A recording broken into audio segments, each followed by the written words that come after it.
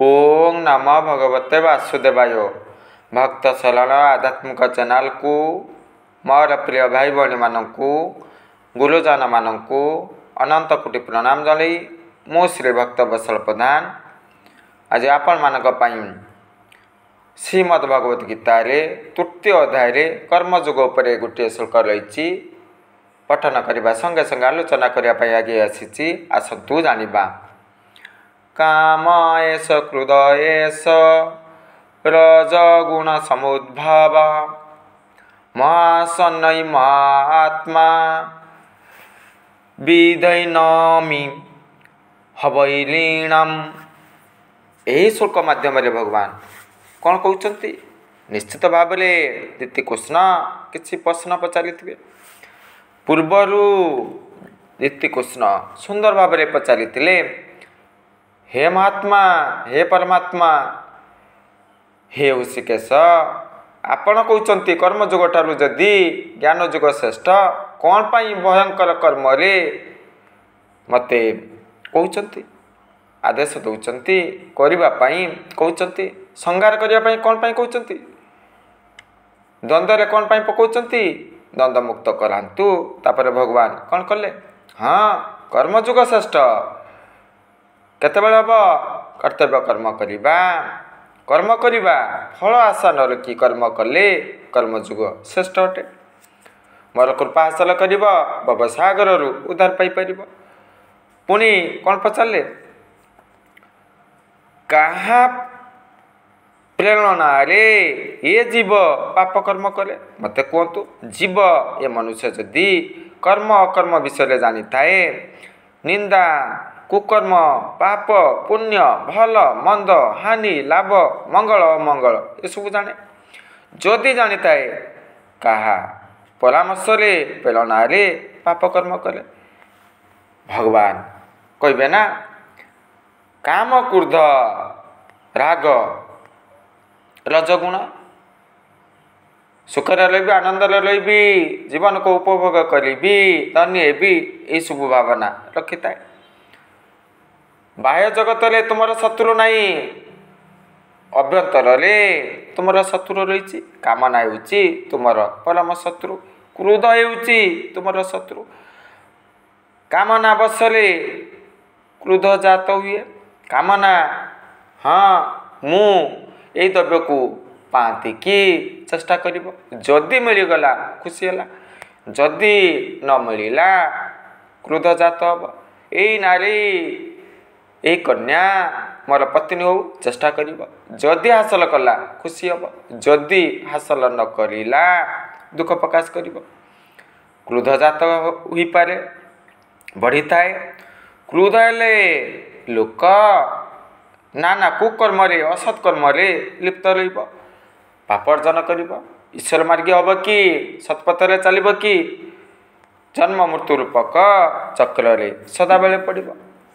अज्ञानी कामना रखि तू ईश्वर मुखी हो पारती नहीं कर्म करती फल आशारे कर्म करती ज्ञानी कामना न थाए कामना न रखी कर्म करती अज्ञानी कामना रखी कर्म करती जाफल साधु संत भक्त ज्ञानी कर्तव्य कर्म करती सुख अनुभव करती द्वंद्व मुक्त रहती ईश्वर मार्गी हुंती अज्ञानी भवसागर रे बुड़ी रहती माया मोहरे भ्रमित रहती।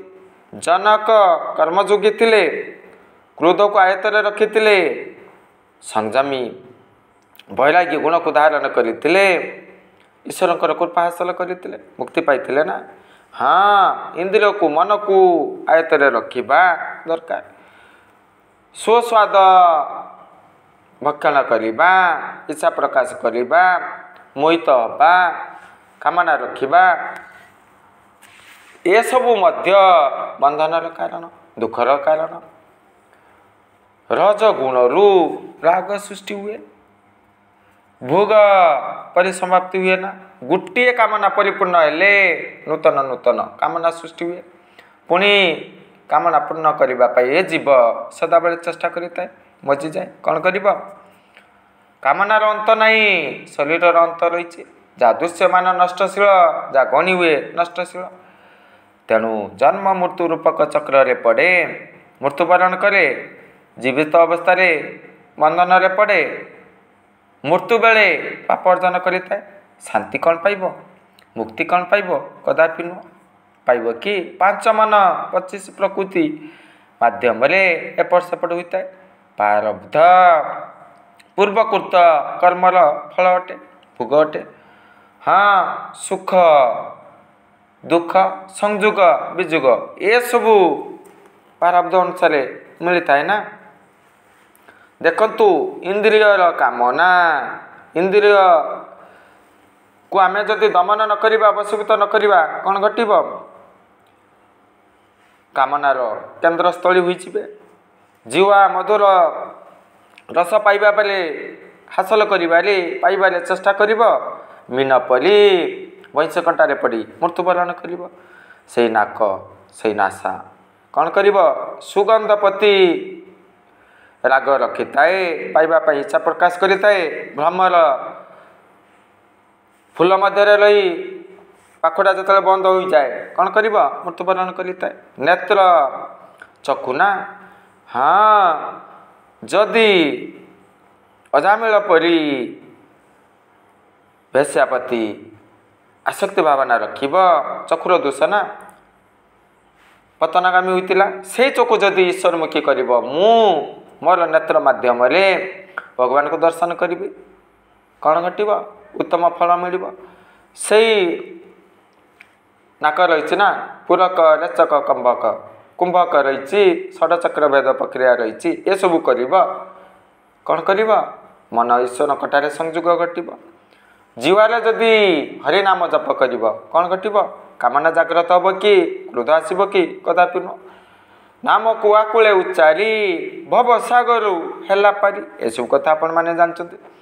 ସେଇ କର୍ଣ୍ଣର ଦୋଷ, କାନର ଦୋଷ। ବ୍ୟାଧ ସୁମଧୁର ସଙ୍ଗୀତ ଗାନ କରେ, ବଂଶୀ ବଜାଇଥାଏ। ମୋହିତ ହୋଇଗଲେ ହରିଣ, ଧରା ପଡ଼ିଲା, ମୃତ୍ୟୁବରଣ କଲା। ଯଦି ଗୋପୀମାନଙ୍କ ପରି ଆମେ କୃଷ୍ଣ ପ୍ରତି ଆସକ୍ତି ଭାବନା ରଖିବା, ହଁ, ବଂଶୀ ବଜାଇବେ, ସୁମଧୁର ଶବ୍ଦ ଶ୍ରବଣ କରିବା, କ'ଣ ଘଟିବ?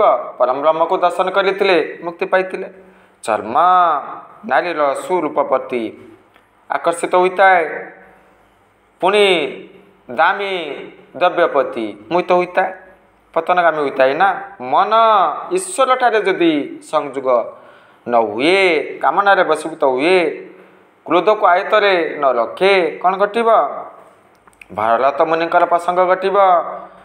ସେଇ ଶାବକ ହରିଣ ପ୍ରତି ମୋହିତ ହୋଇଗଲେ, ପତନଗାମୀ ହୋଇଗଲେ। ତେଣୁ କ'ଣ କରିବା? କାମନା, କ୍ରୋଧକୁ ଦମନ କରିବା, ବଶୀଭୂତ କରିବା। ଆଶ୍ଚର୍ଯ୍ୟ ଲାଗେ, ଭଗବାନଙ୍କର ଜ୍ୟେଷ୍ଠ ଭ୍ରାତା ବଳରାମ ଥିଲେ, କ୍ରୋଧୀ ଥିଲେ, ଭଗବାନଙ୍କର ପ୍ରିୟ ଥିଲେ, କୃପା ହାସଲ କରିଥିଲେ। ଏସବୁ କଥା ଆପଣମାନେ ଜାଣିଛନ୍ତି। ଦୁର୍ବାସା ମୁନି ଭଗବାନଙ୍କର ପ୍ରିୟ ଥିଲେ, ଭୀମସେନ ଭଗବାନଙ୍କର ପ୍ରିୟ ଥିଲେ। ହଁ, ଯଦି ବା ଏମାନଙ୍କ ପାଖରେ କ୍ରୋଧ ଥିଲା ନା, କାମନା କିଛି ନଥିଲା, ଗୋଟିଏ କାମନା, କୃଷ୍ଣଙ୍କର କଥା ଚିନ୍ତନ କରିବା, ଈଶ୍ୱରମୁଖୀ ହେବା, ସତ୍କର୍ମରେ ଲିପ୍ତ ରହିବା। ଏସବୁ କଲେ ଆମ୍ଭମାନଙ୍କର କଲ୍ୟାଣ ଘଟିବ। ସର୍ବଭୂତଙ୍କ ଆତ୍ମା ତୁହି, ଅଶେଷ ଜ୍ଞାନ ତୋର ତୋହି। ଭଗବାନ ସର୍ବଜ୍ଞ, ସର୍ବତ୍ର ବିଦ୍ୟମାନ, ସର୍ବଶକ୍ତିମାନ। ତେଣୁ ଭଗବାନ ଦ୍ୱିତୀକୃଷ୍ଣଙ୍କ ମାଧ୍ୟମରେ ଆମ୍ଭମାନଙ୍କୁ ଏହି ତତ୍ତ୍ୱ ପ୍ରଦାନ କରୁଛନ୍ତି। ଦ୍ୱିତୀକୃଷ୍ଣ ପ୍ରଶ୍ନ ପଚାରୁଛନ୍ତି ଆମ୍ଭମାନଙ୍କର ସଂଶୟ ଦୂର କରିବା ପାଇଁ। ପୁଣି ଗୀତା ମାଧ୍ୟମରେ ଆମ୍ଭେମାନେ କିଭଳି ଭାବରେ କାମନା ରୂପୀ ଶତ୍ରୁଠାରୁ, କ୍ରୋଧ ରୂପୀ ଶତ୍ରୁଠାରୁ ମୁକ୍ତି ପାଇବା ପ୍ରକାଶ କରୁଛନ୍ତି। ଏତିକି କହି ଆଜି ପାଇଁ ବିରତି ନେଉଛି।